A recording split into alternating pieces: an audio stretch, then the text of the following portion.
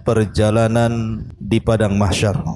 Ma'asyiral muslimin wal muslimat rahimani wa rahimakumullah. Pembahasan ini penting sekali karena beriman kepada hari akhir itu membawa pengaruh kepada kepribadian seorang muslim. Orang kalau yakin bahwa ada kehidupan setelah kematian dan ada balasan pada setiap perbuatan, maka insya-Allah dia terlahir menjadi orang-orang yang baik. Bagaimana hal ikhwal kondisi setelah kematian? Kita mulai dengan bercerita tentang hal ihwal hari kiamat dulu. Ma'asyiral muslimin yang dimuliakan Allah Subhanahu wa taala, beriman dengan adanya kiamat itu mencakup 5 rukun yang disebut dengan arkan yaumil qiyamah. Yang pertama, beriman dengan adanya kematian, bahwa setiap manusia itu pasti mati. Yang kaya mati, yang miskin mati, pejabat mati, rakyat pun mati. Kita lihat raja-raja yang dulu congkak-congkak pun mati. Maka kematian itu sebuah kepastian, dan kematian itu kiamat yang pasti terjadi. Rasul yang mengatakan idza mata ahadukum qamat qiyamatuhu. Kalau meninggal salah seorang di antara kalian berarti tegak kiamat kepadanya. Ini yang pertama. Yang kedua, alam barzah, bahwa setiap manusia akan mengalami alam barzah. Alam barzah itu alam kubur, dan di alam kuburan itu ada 4 peristiwa. Pertama, himpitan kuburan. Yang kedua, fitnah kuburan. Yang ketiga, azab kubur, ataupun yang keempat, nikmat kubur. Itu 4 peristiwa yang akan berlaku dalam kuburan. Kemudian yang ketiga, al-hasyru atau al-ba'tsu wal hasyru, kebangkitan. Kemudian manusia akan berkumpul di padang mahsyar. Semua manusia sejak zaman Adam sampai yang terakhir mati akan dibangkitkan, kemudian dikumpulkan di padang mahsyar. Kemudian yang keempat, adanya hisab. Semua manusia pasti dihisab, kecuali ada orang-orang yang memang dikecualikan lolos dari hisab. Siapa mereka? Nanti dijelaskan. Dan yang terakhir, yang kelima, adanya jaza, balasan. Imma ilal jannah, menuju sorga, wa imma ilal nar, menuju neraka. Inilah pembahasan kita 5 poin yang kita sebut dengan perjalanan padang mahsyar. Taib. Ma'asyiral muslimin yang dimuliakan Allah Subhanahu wa taala. Di dalam Al-Qur'anul Karim, ketika Allah Subhanahu wa taala bercerita tentang kiamat, kiamat itu sesuatu yang mengerikan, sehingga Allah Subhanahu wa taala banyak memberikan nama kepada hari kiamat itu. Terkadang Allah Subhanahu wa taala menyebut nama hari kiamat itu dengan Al-Qari'ah. Al-Qari'ah itu artinya suara yang bisa menghancurkan gendang telinga. Terkadang Allah Subhanahu wa taala menyebutnya dengan al-yaumul akhir, karena memang mengakhiri seluruh kehidupan dunia. Terkadang Allah Subhanahu wa taala menyebutnya dengan yaumul ba'thi, hari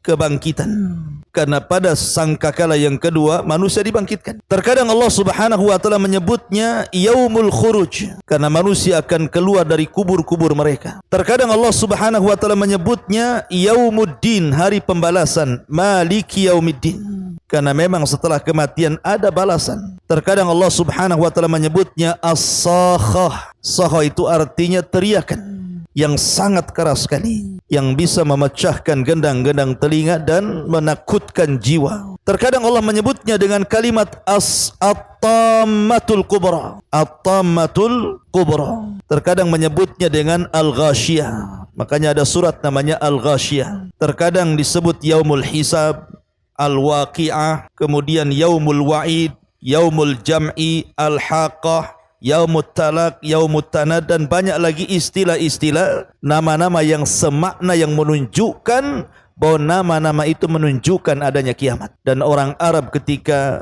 memberi satu peristiwa dengan banyak nama menunjukkan peristiwa itu maha dahsyat. Taib.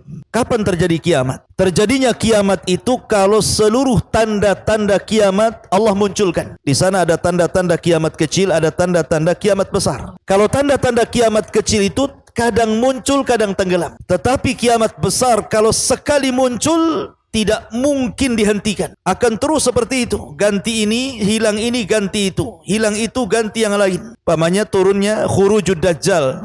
Munculnya Dajjal. Dajjal belum mati, Isa sudah turun. Kemudian Isa membunuh Dajjal. Isa belum meninggal, keluar Ya'juj dan Ma'juj. Kemudian Ya'juj dan Ma'juj dibinasakan oleh Allah Subhanahu wa taala. Kemudian ketika Isa bin Maryam meninggal dunia, muncul dukhan, asap tebal di langit. Setelah dukhan, matahari terbit dari arah barat. 3 hari matahari terbit dari arah barat, tiba-tiba kemudian muncul lagi dabatun minal ar, binatang bumi yang melata yang bisa bicara. Kemudian setelah itu muncul gempa dari arah timur, dari arah barat, dari jazirah Arab, sampai kepada api yang keluar dari Adan menggiring manusia menuju Syam. Disitulah kiamat dibangkitkan. Dan kiamat dibangkitkan itu dimulai dengan suara Israfil meniup trompetnya, sangkakalanya. Ada yang mengatakan bahwa Israfil meniup sangkakala itu 3 kali. Tiupan kejutan yang pertama, tiupan kematian yang kedua, dan tiupan kebangkitan yang ketiga. Tapi pendapat yang kuat wallahu alam bahwa tiupan itu cuma 2 kali. Tiupan pertama, tiupan kejutan dan kematian. Tiupan kedua, tiupan kebangkitan. Lah ketika Israfil meniupkan trompet itu, maka yang pertama kali meninggal adalah orang yang sedang memperbaiki tempat minum unta. Tiba-tiba pingsan kemudian mati. Kemudian disusul orang-orang yang di jalan-jalan, di pasar-pasar, di rumah-rumah. Kemudian disusul dengan bangsa jin, bahkan para malaikat. Semua akan diwafatkan Allah Subhanahu wa taala pada tiupan yang pertama. Lah setelah tiupan yang pertama ada namanya tiupan yang kedua, nafkhatus tsaniyah. Berapa jaraknya antara tiupan pertama ke yang kedua? Hadis Abu Hurairah radhiyallahu an mengatakan bahwa jarak tiupan pertama ke kedua itu 40. Tanpa menyebutkan 40 harikah, 40 bulankah, 40 tahunkah, wallahu alam. Tapi dari tiupan pertama ke tiupan kedua itulah terjadi kehancuran alam semesta, di mana Allah Subhanahu wa taala menggempakan bumi idza zulzilatil ardu zilzalaha. Apabila bumi Allah gempakan. Di tengah-tengah dua tiupan itu Allah Subhanahu wa taala meluapkan air lautan ke daratan. Wa idzal biharu sujjirat. Ketika kemudian lautan itu dinyalakan kemudian ditumpahkan ke daratan seperti tsunami. Kemudian di antara 2 tiupan itu Allah Subhanahu wa taala gulung langit. Allah jatuhkan bintang-bintang. Wa idzan nujumun tasharat. Kemudian Allah Subhanahu wa taala hancurkan gunung, bukit, lembah sehingga alam semesta betul-betul hancur sehancur-hancurnya. Ketika itu tidak ada manusia, tidak ada jin,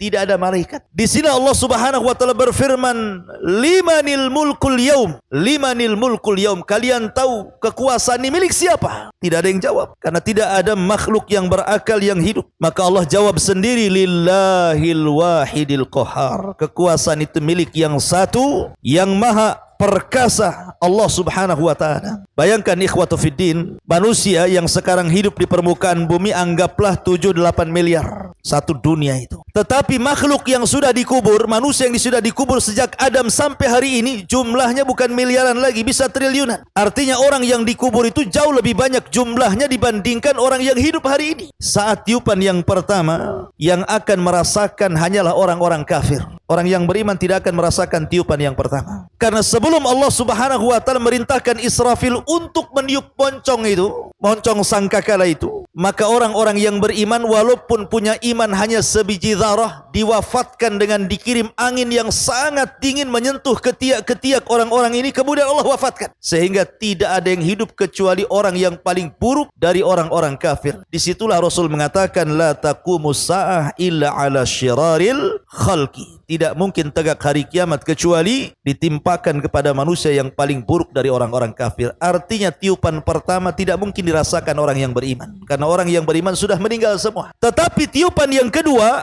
baru akan dirasakan semua orang. Mau mukminnya, mau kafirnya, mau munafiknya, semua akan merasakan. Mau mulai orang hidup di zaman Nabi Adam sampai yang terakhir mati, semua akan merasakan tiupan yang kedua. Karena tiupan yang kedua itu disebut tiupan kebangkitan. Karena manusia akan dibangkitkan, akan keluar dari kubur-kubur mereka. Ustadz, bagaimana orang yang dikubur itu kan sudah dagingnya pun tidak ada, terkadang tulang belulangnya sudah hancur, apalagi sudah berabad-abad yang silam. Bagaimana Allah Subhanahu wa taala membangkitkan mereka? Dari mana Allah bangkitkan mereka? Allah bangkitkan mereka dari tulang ekor. Setiap manusia itu punya tulang ekor. Tulang ekor tidak akan dihancurkan. Dari situ Allah bangkitkan manusia, dari tulang ekornya itu. Dan Allah lebih mudah membangkitkan kedua kalinya dibandingkan pertama kali menciptakan. Dan ini Allah Subhanahu wa taala sebutkan di dalam Al-Qur'an, wa alqat ma fiha wa khalat, dan kami keluarkan beban-beban isi perut bumi dilempar ke permukaan. Maksudnya jasad-jasad manusia yang sudah mati ratusan tahun bahkan ribuan tahun itu semua dilempar ke permukaan. Wa akhrajatil ardu athqalaha, dan kami keluarkan beban-beban berat bumi dilempar ke permukaan. Maksudnya manusia yang sudah meninggal. Lah setelah kemudian manusia dibangkitkan dari kubur-kubur mereka, disitulah Allah lesatkan ruh dari setiap tempat ke jasadnya masing-masing. Kalau ruhnya orang yang beriman diletakkan di Iliyin, kalau ruhnya orang kafir diletakkan di Sijin. Karena di antara makhluk yang tidak hancur saat kiamat itu salah satunya ruh tidak hancur. Yang tidak hancur saat kiamat itu satu arasy tidak akan hancur. Kemudian lauhil mahfud tidak akan hancur. Kemudian kursi tidak akan hancur. Kemudian ruh tidak akan hancur. Kemudian tulang ekor manusia tidak akan hancur. Ini perkara-perkara yang tidak akan hancur saat kiamat. Lah di mana ruh saat terjadi kiamat? Ruh saat terjadi kiamat kalau dia ruhnya orang yang beriman diletakkan di tempat yang paling tinggi di sorga yang disebut dengan Illiyun. Adapun ruhnya orang kafir saat kiamat diletakkan di Sijin, di dasar bumi yang paling dalam, tempat yang paling buruk. Disitulah ruhnya orang-orang kafir. Jadi ketika manusia itu dikeluarkan dari kuburan-kuburan mereka setelah trompet yang kedua, maka Allah firmankan, wa idzan nufusu zuwizat. Apabila nufus, jiwa-jiwa itu disatukan kembali dengan jasadnya, maka ruh melesat kemana-mana dan tidak tertukar. Gak mungkin ruhnya si Anu tertukar dengan ruhnya si Anu, tidak. Ma'asyiral muslimin yang dimuliakan Allah Azza wa Jalla, ketika itulah ikhwan, manusia dibangkitkan oleh Allah Azza wa Jalla. Manusia dibangkitkan itu ikhwan, itu terbagi menjadi dua kelompok, dan itu disebutkan dalam surah Yasin.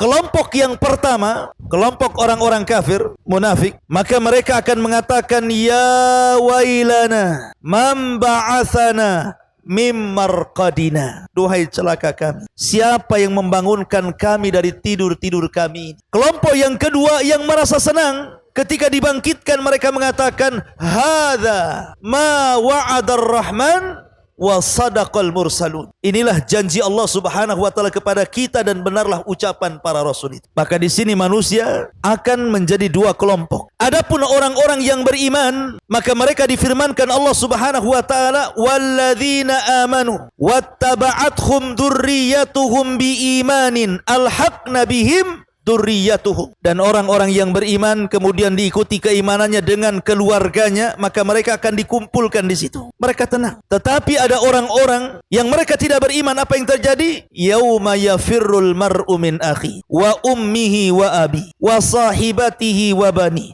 likulli imri'in yauma idzin sya'nun yughni. Ada orang yang lari dari saudaranya, dari kawannya, lari anak dari orang tuanya, lari seseorang dari pasangan dan juga anak-anaknya, lari ke sana kemari, tidak ada tujuan. Karena ketika itu fala ansaba bainahum, tidak ada lagi nasab di antara mereka. Jadi orang itu sibuk sendiri-sendiri. Mereka lari ke barat, ke timur, ke utara, ke selatan, bingung mereka mau kemana. Karena ketika itu Allah Subhanahu wa taala menjadikan bumi yang antum pijak hari ini, yang isinya banyak gedungnya, banyak rumahnya, banyak hutannya, banyak bukitnya, banyak lembahnya, banyak gunungnya, Allah Subhanahu wa taala nanti akan merubah bumi yang kita pijak dengan bumi yang baru. Yauma tubaddalul ardu ghairal ardi. Pada hari di mana bumi akan diganti dengan bumi yang baru. Maksudnya bumi yang baru itu sekarang bentuk bumi itu membulat seperti telur bulat. Maka bumi yang bulat ini akan Allah hancurkan. Kemudian akan Allah buat rata.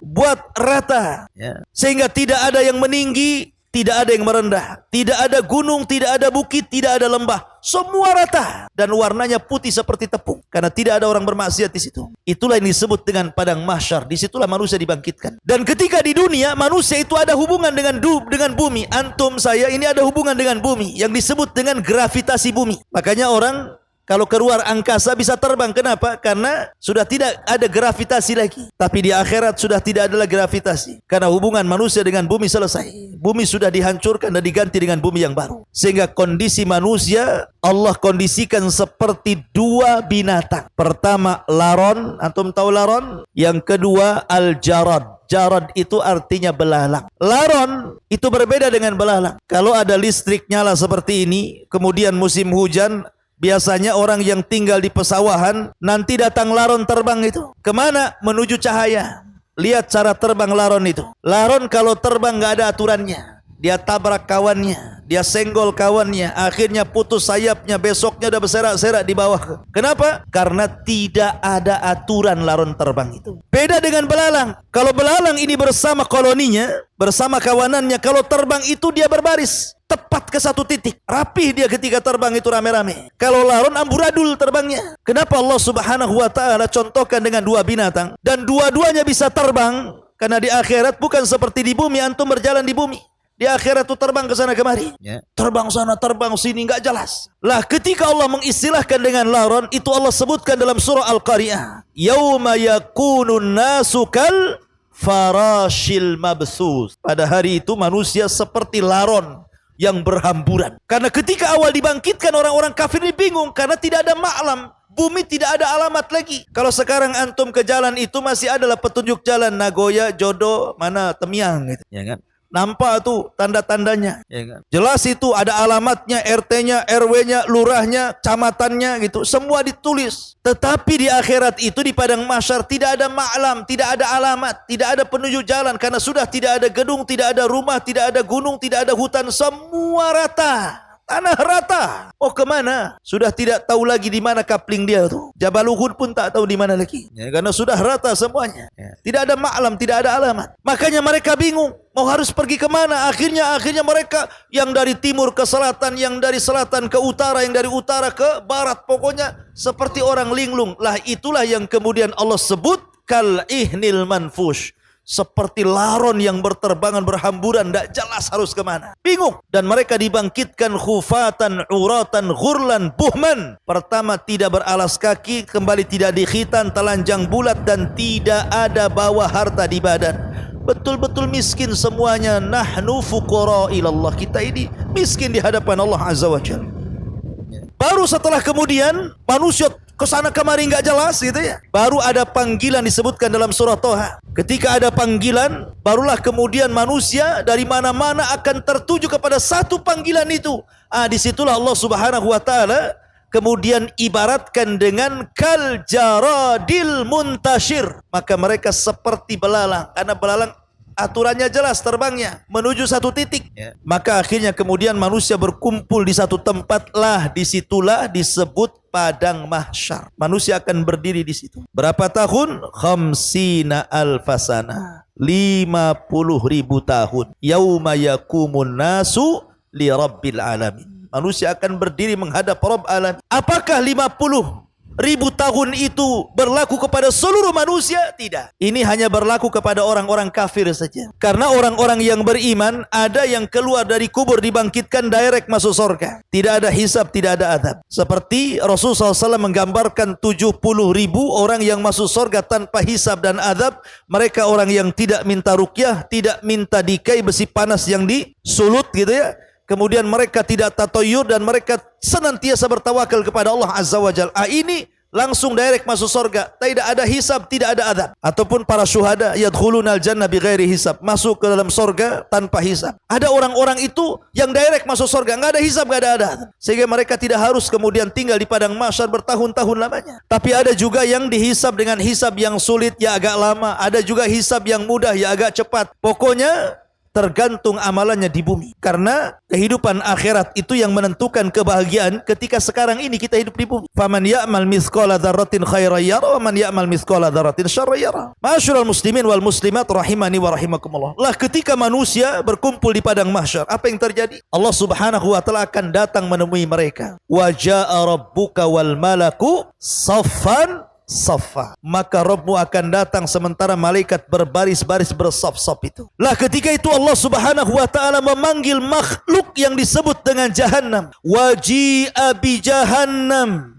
yauma idzin Yatadzakkarul insan anna lahu dzikra. Didatangkan neraka Jahannam. Jahannam ini memiliki 70.000 tali kekang. Dan setiap satu tali kekang dipegang oleh 70.000 malaikat. Anda bisa bayangkan, Jahannam ini ditarik memiliki 70.000 tali untuk nariknya. Sementara setiap tali itu ditarik oleh 70.000 malaikat. Besar sekali Jahannam itu.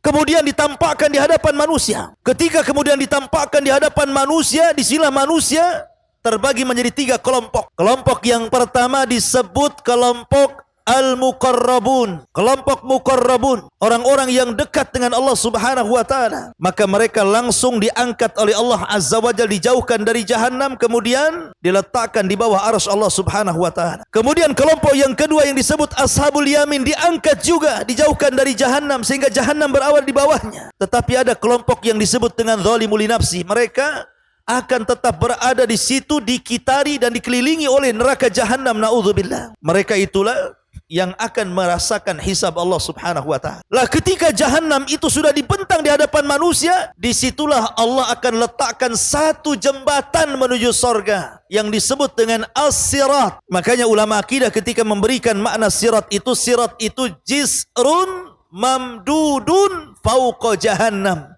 Sebuah jembatan yang diletakkan di tengah-tengah Jahannam.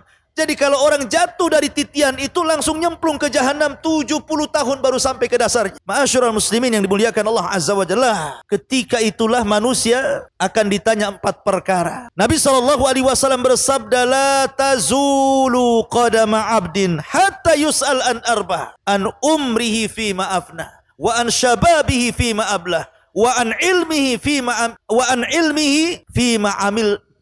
amila fih, wa an malihi min aina iktasabahu wa fima anfaqahu. Sebelum kaki anak Adam bergeser untuk naik ke titian itu, maka belum lagi diangkat kakinya, ditanya 4 perkara. Pertama, umur, kemana kau habiskan? Kedua, masa muda, kemana kau lampiaskan? Ketiga, ilmu, sudahkah kau amalkan? Keempat, harta, dari mana kau dapat, kemana kau belanjakan? Semua akan ditanya. Ma'asyiral muslimin yang dimuliakan Allah Azza wa Jalla. Di sinilah ada proses hisab yang cukup melelahkan, cukup panjang. Di antaranya manusia akan diterbangkan catatan-catatan amalnya. Ada catatan umum, setiap para nabi punya catatan dengan kaum. Dan ada catatan masing-masing, semana kita ini punya catatan sampai ada namanya hadis bitaqah. Orang membawa di hadapan Allah 99 catatan. Kata Allah, bentangkan catatanmu. Dibentangkan baru satu, rupanya kesalahannya catatannya sejauh mata memandang. Antum tahu kalau antum masuk ke sebuah minimarket, kemudian antum belanja semua satu minimarket itu,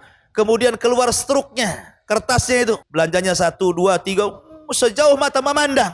Itulah amal buruknya. Ini detik ini, jam ini, hari ini saya berbuat ini. Ini detik ini, jam ini, tahun ini.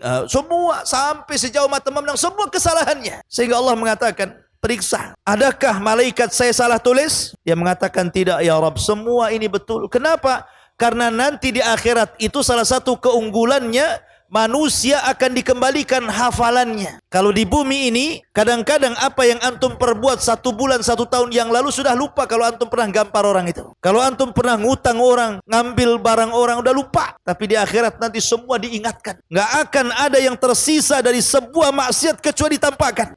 Begitulah hisab. Adapun orang-orang ketika ini, catatan itu diterbangkan, kemudian Allah menyuruh untuk mengambilnya, ada orang-orang yang mengambil dengan tangan kanan. Sehingga dengan bangganya dia mengatakan, ha umuqra'u kitabiyah. Lihat catatanku, baca. Karena dia senang, isinya pasti kebaikan. Ha umuqra'u kitabiyah. Tapi ada orang yang mengambil dengan tangan kirinya, maunya dilempar saja karena tahu dia isinya, catatannya semua keburukan. Ada yang mengambil dengan tangan kiri, sebelah punggung susah diambil. Karena orang itu terbagi 3. Pertama, mukmin mengambil dengan tangan kanan, kafir dengan tangan kiri, munafik dengan tangan kiri di sebelah punggung. Begitulah manusia. Kemudian di sana juga nanti ada proses mizan, timbangan. Semua akan ditimbang. Dan timbangan itu menentukan kebaikan orang dan menentukan keburukan orang. fa amma man thaqulat mawazinuh fa huwa fi isyatir radiyah wa amma man khaffat mawazinuh fa ummuhu hawiyah wa ma adraka ma hiyah narun ham. Jadi semua akan ditimbang itu, baik badannya, baik catatannya, baik amalannya, semua akan ditimbang, dan yang menentukan berat dan tidaknya timbangan itu bukan berat badan. Kalau berat badan yang gemuk antum yang untung, yang kurus yang rugi. Oh, alhamdulillah saya gemuk, insyaallah timbangan saya berat. Ya, di dunia, di akhirat belum tentu. Karena Abdullah bin Mas'ud, seorang sahabat Rasul, orangnya kurus kering, naik pohon kurma, datang angin, kemudian jubahnya tersingkap, nampak betis yang kecil, di mana daging dengan tulangnya nyatu karena saking kecilnya. Akhirnya para sahabat mentertawakan kedua betis Abdullah bin Mas'ud, sangat kecil. Kata Rasulullah, tadhaku, jangan ketawakan kedua betis Abdullah bin Mas'ud itu, karena kedua betis itu kalau ditimbang di satu neraca gunung Uhud, di neraca satunya, maka dua betis Abdullah bin Mas'ud jauh lebih berat dibandingkan gunung Uhud. Artinya bahwa yang menjadikan berat bukan badan, tetapi amalan dan catatannya. Lalu apa yang bisa memberatkan timbangan, ikhwan? Banyak. Ya, salah satunya apa? Salah satunya zikrullah. Orang yang senantiasa berzikir itu, ikhwan, itu bisa memberatkan timbangan. Rasul mengatakan apa? Kalimatani khafifatani thaqilatani fil mizani habibatani ala rahmani subhanallah wa bihamdihi subhanallahil azim. Dua kalimat kata Rasul, ringan di lisan, berat dalam timbangan, dicintai Ar-Rahman, subhanallah wa bihamdihi subhanallahil azim. Sampai ada satu cerita, ada seorang kakek di Saudi sana. Kakek sudah tua renta. Namanya kakek kan tua. Kalau muda tidak disebut kakek lah. Jadi seorang kakek ini habis sholat. Kakek orang awam, tapi rajin sholat. Ketika habis sholat, dia datang kepada seorang imam yang mengimami sholat dan mengatakan, ya imam, ajarkan kepadaku satu hadis Nabi yang bisa ku amalkan dan ku dakwahkan. Imamnya terperanjat. Kok tumben-tumben ada jamaah sholat tanya soal agama? Akhirnya imam pun menjawab dengan hafalannya. Dia teringat dengan hadis tadi. Oh iya, aku teringat Nabi SAW bersabda, kalimatani, dua kalimat, khafifatani, keduanya ringan, thaqilatani fil mizani, tapi berat dalam timbangan, habibatani ala rahman, dicintai ar-Rahman Allah, subhanallah wa bihamdihi subhanallahil azim. Wah, senang kakek dapat hadis. Pulang dia dari masjid, ketemu orang di jalan. Hei sini, saya akan bacakan sabda Nabi, kalimatani khafifatani ala lisani thaqilatani fil mizani habibatani ala rahman subhanallah wa bihamdi subhanallahil azim. Sudah. Ketemu orang lagi, dibacakan lagi. Ketemu orang lagi, dibacakan lagi. Sampai di rumah dikumpulkan keluarganya, dengarkan keluargaku, Rasul bersabda, disebutkan hadis tadi. Pokoknya masuk pasar disebutkan hadis ini. Setiap ketemu orang disebutkan. Tidak ada satu orang yang ditemui kecuali bacakan hadis ini. Sampai akhirnya kemudian dia pun sakit, kemudian koma 5 hari. Ketika koma ini, ketika di hari kelima dia siuman, yang pertama kali dipanggil bukan keluarganya. Aina dokter, di mana dokter? Kenapa? Karena hanya dia yang belum dibacakan hadis ini. Ketika siuman, aina dokter, di mana dokter? Katanya. Keluarganya senang, panggil dokter. Dokter, kakek saya siuman. Dokternya datang, dipegang tangannya. Ya dokter, Nabi bersabda, kalimatani khafifatani ala lisani thaqilatani fil mizani habibatani ala rahmani subhanallah wa bihamdihi subhanallahil azim. Ketika dia mengucapkan subhanallah wa bihamdihi subhanallahil azim sambil memegang tangan dokter, hilang nyawanya, meninggal dunia. Di atas kalimat subhanallah wa bihamdihi subhanallahil azim. Berat timbangan. Maka zikir kepada Allah pemberat timbangan. Yang kedua, husnul khuluq. Ma min syai'in athqal fil mizan min husnil khuluq. Tidak ada sesuatu yang bisa memberatkan timbangan melebihi baiknya akhlak. Dan akhlak itu tercermin dari anggota badan. Nih, kalau antum dikatakan berakhlak, maka 3 anggota badan ini menunjukkan akhlak antum. 1 dari leher ke atas disebut kepala. Kepala ada mata, kepala ada telinga, kepala ada hidung, kepala ada lisan, kepala ada otak. Kalau semuanya baik, berakhlak antum kepalanya. Matanya memandang, tidak pernah melotot. Dan dia pandang dengan pandangan yang halal. Kemudian bibirnya tersenyum, setelah memandang tersenyum. Maka senyumnya menjadikan sedekah. Tabassumuka li akhika sadaqah. senyum kamu kepada saudaramu sedekah, maka jangan bakhil senyum. Sulaiman saja melihat ada rombongan semut, kemudian ketuanya rombongan semut mengatakan kepada semut, ya ayyuhan namla udkhulu masakinakum la yakhtimannakum Sulaiman wa junuduhu wa hum la yash'urun. Kata ketua semut, hei semut-semut anak buahku, cepat masuk rumah-rumah kalian, Sulaiman tentaranya sudah akan datang. Kalau mereka menginjak, kalian akan mati. Dan mereka tidak sadar sedang menginjak kalian. Ucapan kepala semut didengar Sulaiman. Fatabassama dhahikam min qawliha. Maka Sulaiman pun tersenyum kemudian tertawa karena ucapan semut. Dia pandang semut, dia senyum ke semut. Ya. Tapi jangan antum senyum ke semut. Ada semut senyum ngapain? Ini mencontohkan Nabi Sulaiman katanya. Maksudnya begini, jangan mudah atau jangan susah untuk melempar senyum. Karena biasanya kalau orang jarang senyum, sekali senyum dipertanyakan, ngapain kok senyum orang itu? Ada apa kok tiba-tiba senyum, gila ya katanya. Karena jarang senyum, sekali senyum dipertanyakan senyumnya tuh. Ya. Jadi senyum itu bagian daripada akhlak. Habis memandang tidak melotot, habis tersenyum manis senyumnya, baru mengeluarkan untayan kata-kata yang indah, yang mutiara, yang santun. Rasul mengatakan, man kana yu'minu billahi wal yaumil akhir falyaqul khairan aw liyasmut. Itu akhlak namanya. Tidak memandang kecuali yang baik, tidak mencium kecuali yang halal, tidak berpikiran otaknya yang negatif, semua positif. Tidak suudon sama orang. Berarti kepala kita berakhlak. Kemudian tangan mudah membantu. Ada saudaranya bantu. Ada saudaranya diangkat. Memberi. Itulah tangan. Akhlaknya tangan. Dan juga badan. Badan ini dari leher ke bawah. Kalau antum ngobrol, jangan pula dia ngadap kita. Kita pula ngadap tembok. Itu tidak berakhlak badan kita. Ya, jadi itu akhlak. Akhlak itu pemberat timbangan. Kemudian yang ketiga, di antara pemberat timbangan orang yang mengantarkan jenazah. Siapa yang mengantarkan jenazah sampai menyolatkan, maka dia dapat 1 qirat. Siapa yang sampai menguburkan di pekuburan, maka dia dapat 2 qirat. Apa qirat itu Rasul? Qirat itu artinya gunung Uhud. Jadi orang yang menyolatkan mayat dapat pahala seberat gunung Uhud. Kalau sampai menguburkan dapat 2 gunung Uhud, gitu maksud. Gunung Uhud itu besar, terbentang di Madinah. Ya. Intinya bahwa ada pemberat-pemberat timbangan amal saleh dan ada peringan timbangan amal saleh. Maka yang berat timbangan kebaikannya, ringan timbangan keburukannya, direct masuk surga. Maka orang yang berat timbangan keburukannya, ringan timbangan kebaikannya, direct masuk neraka. Ada yang 50-50 itu. 50% kebaikannya, 50% keburukannya. Maka ini disebut Ashabul A'raf. Makanya ada namanya Suratul A'raf. Orang yang 50-50. Mereka orang yang terakhir dihisab, tetapi ujung-ujungnya masuk surga karena syafaat. Ma'asyiral muslimin, para santri, ikhwan dan akhwat yang dimuliakan Allah subhanahu wa ta'ala. Kembali ke padang mahsyar. Ini proses hisab namanya. Jadi manusia itu ikhwan, coba perhatikan, jangan ribut. Perhatikan dulu. Jangan ngadap sana, sini ngadap sini. Itu siapa itu? Ngadap sini. Antum ustadznya di mana?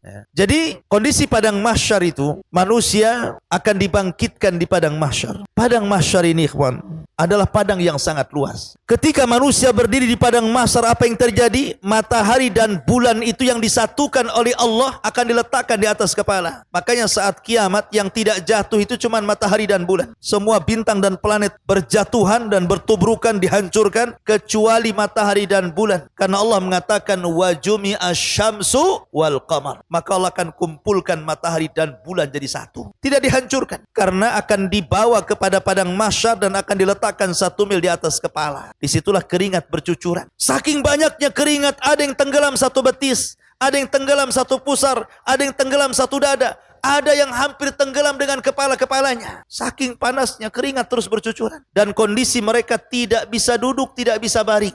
Mereka hanya bisa berdiri saja, tidak ada makanan, tidak ada minuman. Ketika itulah mereka bingung harus apa yang mereka lakukan. Sehingga mereka kemudian bertanya kepada orang-orang berakal di antara mereka, setiap kaumnya, setiap zamannya, setiap masanya, berkumpullah orang-orang yang berakal itu.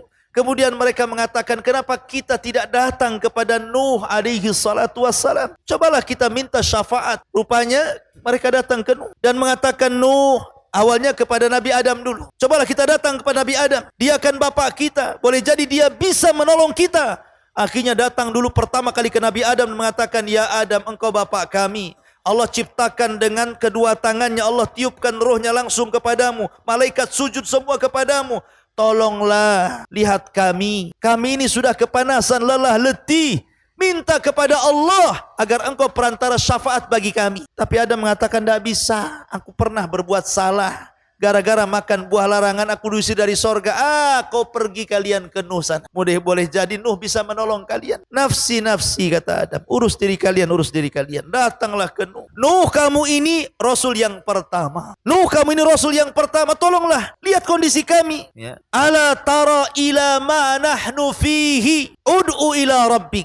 Tidakkah kau iba melihat kondisi kami? Berdoalah kepada Rabbmu ya Nuh, agar memberikan syafaatnya kepada kami. Tapi Nuh mengatakan, tidak, aku tidak bisa karena aku pernah berdoa kehancuran kepada kaumku. Rabbi la tadhar alal ardi minal kafirina dayara. Nuh pernah mengatakan, ya Rabb, jangan kau sisakan satu jiwa orang kafir kecuali kau binasakan. Sebaiknya kau datang ke Ibrahim sana. Datang manusia ke Ibrahim alaihi salatu wassalam, abul anbiya. Ya Ibrahim, lihat kondisi kami. Berdoalah kepada Allah agar Allah memberikan syafaat kepada kami. Kata Ibrahim, aku tidak bisa karena aku pernah berdusta 3 kali dusta. Pertama saat hijrah dengan Sarah ke Mesir. Dia katakan kepada Sarah, hei Sarah, jangan katakan kepada para prajurit raja, kalau kau istriku, katakan kau saudariku. Ini bohong yang pertama. Bohong yang kedua, ketika menghancurkan patung-patungnya, kemudian diletakkan di palunya di patung yang besar, ditanya Namrud, engkau yang melakukan ini wahai Ibrahim? Kata Ibrahim, enggak, yang melakukan itu yang paling besar. Bohong yang kedua. Bohong yang ketiga, Ibrahim diajak pesta oleh ayahnya ke pesta Namrud. Tapi Ibrahim tidak mau, sehingga dia mengatakan, ini sakim, aku lagi sakit, padahal tidak sakit. Maka itu bohong ketiga. Aku pernah bohong 3 kali. Sebaiknya kau datang kepada Musa. Datanglah manusia ke Musa. Ya Musa, tolonglah kami. Berdoalah kepada Rabbmu. Tidakkah kau melihat, tidak kau iba macam-macam? Kata Musa, aku tidak bisa karena aku pernah membunuh masalahnya. Walaupun tanpa sengaja. Ketika ada 2 orang anak muda, satu dari Bani Israel, satu dari kaum Fir'aun berkelahi. Kemudian anak muda dari Bani Israel mengatakan, ya Musa, ungsurni, tolong aku. Maka Musa pun menolong. Anak muda Bani Israel diserang sama kaum Kipti, ditangkis sama Musa. Tangkisannya membuat orang itu mati. Baru nangkis sudah mati. Bagaimana kalau nyerang tuh? Artinya Musa membunuh tidak sengaja. Aku tidak bisa pernah membunuh orang. Lebih baik datang kepada Isa. Datang semua kepada Isa. Isa tidak menyebutkan alasannya, tapi Isa mengatakan, sudah datanglah kepada Muhammad sallallahu alaihi wasallam. Datang mereka kepada Rasul sallallahu alaihi wasallam. Kata Rasul, analaha kan ku coba. Maka Rasul akhirnya mencoba menghadap Allah, sujud di bawah arsy, lama sujud. Akhirnya Allah mengatakan, ya Muhammad, irfa' ra'sak, angkat kepalamu, qul tusma, sal tu'ta, ishfa' tushaffa, katakan kau didengar, minta kau diberi, mintalah syafaat, ku beri kau syafaat. Dari situlah Rasul satu-satunya Nabi yang memberikan syafaatul udma di padang mahsyar. Ma'asyiral muslimin yang dimuliakan Allah Azza wa Jalla. Maka ketika itu manusia akan dikelompokkan dengan sesembahannya masing-masing. Yang nyembah akar akan dikelompokkan dengan para penyembah akar. Yang nyembah ular kubra akan dikumpulkan dengan para penyembah ular kubra. Yang nyembah gajah juga sama, yang nyembah berhala sama, yang nyembah lembah juga sama, dikumpulkan bersama sesembahannya. Dan ketika itu sesembahan yang merasa bisa menolong di dunia, Allah katakan, ini sesembahan kalian, mintalah tolong kalian kepada sesembahan kalian. Tidak bisa sesembahan itu menolong, karena mereka tidak mendatangkan manfaat, juga tidak bisa mencegah madarat. Ketika itulah mengatakan, wasiqal ladzina kafaru ila jahannama zumara. Allah kiring orang-orang kafir masuk ke neraka jahanam. Sehingga ketika sudah tidak ada orang kafir lagi di padang mahsyar, karena orang kafir tidak sempat masuk ke titian, mereka sudah masuk ke neraka semua, tinggal ada 2 kelompok, mukmin dan munafik. Disitulah mereka diuji untuk menyeberang sirat titian itu. Maka seorang mukmin, Rasul yang pertama kali nyeberang, kemudian nunggu di ujung. Setiap ada umatnya lewat, Rasul berdoa, Allahumma salim salim, ya Allah selamatkan umatku, selamatkan umatku. Ma'asyiral muslimin yang dimuliakan, sehingga ada yang menyeberang dengan cepat seperti kilat, tahu-tahu sudah di ujung. Ada yang seperti naik kuda balap, ada yang seperti pelari, ada yang seperti berjalan, ada yang merangkak-rangkak, macam-macam. Ada yang baru nyeberang kemudian nyemplung, macam-macam orang. Dan orang munafik, mereka hendak mengelabui orang yang beriman, karena setiap diberikan cahaya hilang cahayanya. Nunggu cahaya orang yang beriman jalan. Naktabis min nurikum, tunggulah aku ikut cahayamu. Kata orang yang beriman, kau bisa menipu aku di dunia, kau tidak bisa menipuku di akhirat. Cari cahayamu di belakang, kata. Akhirnya orang munafik ke belakang, rupanya dilihat cahaya, zahirnya rupanya azab di belakangnya, naudzubillah. Ya, zahirnya rahmat, tetapi belakangnya min kibalihil azab. Ya. Itulah orang-orang munafik. Tapi sebelumnya di padang mahsyar itu, setiap para nabi diberikan telaga. Dan Nabi SAW telaga yang diberikan adalah telaga yang terpancar dari Al-Kautsar, telaga yang di sorga, telaga Rasul paling luas sendiri di padang mahsyar, di mana gelasnya sejumlah bintang yang ada di langit. Jangan takut gak dapat gelas. Setiap yang minum tidak akan haus selamanya walaupun satu teguk. Lebih putih dibandingkan susu, lebih manis dibandingkan madu. Sekali teguk tidak akan haus selamanya. Dan jumlah gelasnya sejumlah bintang yang ada di langitan. Maka setiap yang masuk di situ, yang pertama kali masuk meminum dari telaga siapa? Orang Yaman, orang-orang Ansor. Mereka yang pertama kali minum. Kemudian disusul dengan Muhajirin. Kemudian disusul dengan yang lainnya. Sampai yang terakhir ada satu kelompok mau minum, tiba-tiba diusir. Kau jangan minum di sini. Maka Nabi melihat ada umat yang diusir, tidak tega dan mengatakan, Ya Rabbi ummati ummati. Ya Rabb, itu kan umatku, biarlah mereka minum dari telagaku. Tapi Allah mengatakan, Ya Muhammad, innaka la tadri ma ahdatsu ba'daka innahum ghayyaru wa baddalu. Muhammad, kau tidak tahu apa yang terjadi dengan mereka setelah sepeninggalmu.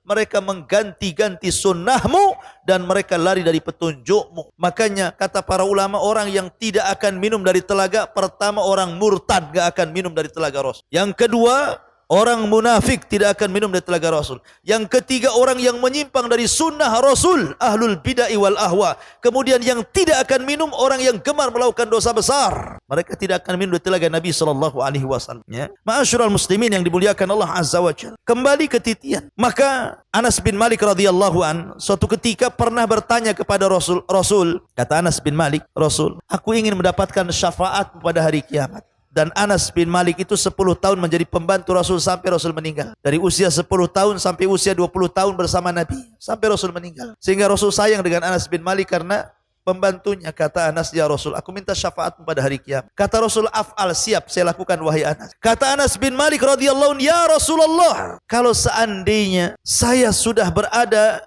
di padang mahsyar dan ingin mencari syafaat darimu, aina ajiduka yaumal qiyamah, di mana ku dapati engkau pada hari kiamat? Maka kata Nabi SAW, ya Anas, tajiduni indal haud, datangi aku di telaga. Kata Anas bin Malik radhiyallahu, fa illam ajidka indal haud, aina ajiduka ya Rasulullah? Kalau aku tidak mendapati kamu di telaga, di mana lagi akan ku cari engkau wahai Rasul? Kata Nabi SAW, tajiduni indal mawazin, cari aku di tempat penimbangan amal. Kata Anas bin Malik, ilam ajidka fil mawazin, fa aina ajiduka yaumal qiyamah? Lah kalau aku enggak dapati dirimu di tempat penimbangan amal, lalu di mana lagi wahai Rasul?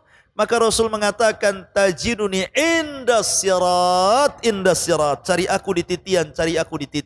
Karena tidak mungkin tiga aku akan berada di tiga tempat. Di telaga, di tempat penimbangan amal, dan di titian siratal mustaqim. Artinya bahwa ini tiga perkara yang luar biasa. Ya. Kalau orang tidak sampai meminum telaga Rasul, kalau orang sampai berat timbangan keburukannya, kalau orang tidak sampai melintasi titian, alamat dia penduduk neraka. Makanya suatu ketika Rasul berada di giliran Aisyah radhiyallahu anha. Rumah Aisyah itu kecil, 1 meter kali 1,5 meter, itu kamarnya kecil sekali. Antum jangan bayangkan rumah Rasul besar, tidak kecil. Ya. Kemudian Nabi SAW tidur di paha Aisyah radhiyallahu anha, dijadikan bantalnya. Aisyah lihat suaminya sedang tertidur, tiba-tiba menangis. Rupanya tetesan air matanya netes mengenai pipi Nabi. Terperanjatlah Nabi bangun, tiba-tiba kemudian duduk di pandangnya Aisyah dan mengatakan, ya Aisyah, lima tabki wa lima dumu, kenapa kau menangis dan apa itu air mata yang kau teteskan? Kata Aisyah radhiyallahu anha, ya Rasulullah, tadzakartu yaumal qiyamah. Rasul, aku teringat dengan hari kiamat. Hal tadhkuru bi ahlika yaumul qiyamah? Apakah kau akan ingat keluargamu wahai Rasul pada hari kiamat? Apakah kau akan ingat aku pada hari kiamat wahai Rasul? Kata Nabi SAW,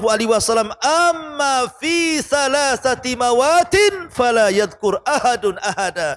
Adapun di 3 tempat wahai Aisyah, orang enggak akan ingat siapapun kecuali dirinya. Kemudian Rasul mengatakan, indas sirat, ketika menyeberangi titian siratal mustaqim, orang enggak akan ingat siapapun. Yang ingat bagaimana dia menyeberang jangan sampai jatuh. Yang kedua, indal mawazin, ketika penimbangan amal, tidak akan ingat siapapun karena dia akan takut kalau seandainya amal keburukannya lebih berat dibandingkan amal kebaikannya. Dia teringat itu terus sehingga tidak ingat dia siapapun. Yang ketiga, inda tatayyur as-suhub. Ketika lembaran diterbang-terbangkan. Ketika itu dia berpikir, apakah tangan kananku yang mengambil ataukah tangan kiriku? Ya. Di 3 tempat kata Rasul, orang tidak akan ingat siapapun kecuali dirinya, ya kan? Artinya ma'asyiral muslimin, santri ikhwan dan akhwat yang dimuliakan Allah Subhanahu wa taala, bahwa kondisi padang mahsyar itu menakutkan, sangat menakutkan. Maka antum jangan kemudian berleha-leha di dunia ini. Antum kira setelah kematian itu beristirahat, tidak. Kadang ada orang aneh ngantar jenazah ke kuburan, ngomongnya gimana? Yuk kita antar jenazah ini ke tempat peristirahatan yang terakhir. Kalimat ini bukan hanya keliru tapi salah. Kenapa? Karena orang dikubur bukan beristirahat. Enak saja orang kubur istirahat. Orang masuk kuburan itu ditanyai apa yang sudah dikerjakan di bumi, bukan untuk beristirahat. Makanya orang kadang-kadang untuk mengakhiri hidup susah di dunia, makan racun serangga sampai akhirnya mati kutu gitu ya. Karena bunuh diri, orang ini stres. Dikiranya dengan mati itu menyelesaikan urusan, justru urusannya jauh lebih besar. Karena orang bunuh diri itu dikekalkan di neraka, maksudnya dilamakan nerakanya. Walaupun dia dikeluarkan kalau dia seorang mukmin. Ma'asyiral muslimin yang dimuliakan Allah Azza wa Jalla. Intinya bahwa kehidupan padang mahsyar ini luar biasa. Luar biasa. Makanya kenapa kita selalu diingatkan oleh Nabi SAW, di dunia ini banyak pelajaran. Banyak pelajaran yang bisa mengingatkan kita kepada kehidupan akhirat. Contoh, matahari. Di siang hari ketika kita matahari kemudian terik panas kepada kita. Ini sebenarnya kita diingatkan bahwa nanti di akhirat jauh lebih panas. Ya. Kalau sekarang ini matahari ini jauh dari bumi, tetapi Allah letakkan di porosnya. Sebab matahari ini kalau jauh dari porosnya, ini poros matahari, ini bumi umpamanya ya. Ini matahari kalau menjauh dari porosnya beku bumi itu. Tapi kalau mendekat dari bumi terbakar bumi itu. Makanya matahari tepat di porosnya. Itulah kuasa Allah Azza wa Jalla. Tidak menjauhkan, tidak mendekatkan. Sebab kalau jauh beku, kalau dekat terbakar.